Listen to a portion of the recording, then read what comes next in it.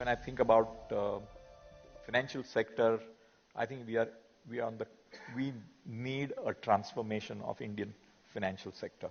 I think we truly need to reimagine finance in this country. Post-nationalization in India is state-owned banks were much more comfortable giving money without necessarily asking for as much capital for the risks. One of the things India really needs to do is to build venture capital industry. And early venture capital, it could be angel or even for startup, which even now a disproportionate portion comes from offshore investors. We must, from a policy point of view, find ways of giving big incentives for domestic savings moving into venture capital. We need to be able to have a policy framework which supports with risk capital and an ecosystem which supports this. Because banks and financial institutions now have become much tighter on wanting proper capital in place. The other issue is that small and medium businesses, also as they grow up, need to make sure that they have proper governance in place. I don't think that things can be solved in 3 months. So you cannot take a 3 months view on anything. You have to take a directional view.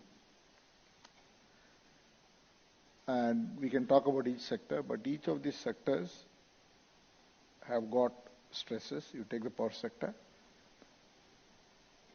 My recommendation would be that how do you ensure that every single power plant in this country, no matter who owns it, how do we get it fully operational because investment has gone in? And how do you arrest the loss of discoms? Maybe you should privatize them. You take the real estate sector, again we know more than close to 9 lakh crores worth of properties are not sold. Half of them are 70%, 80% complete. And they have taken steps. Recently they have announced, I think 25,000 crores towards some of those projects.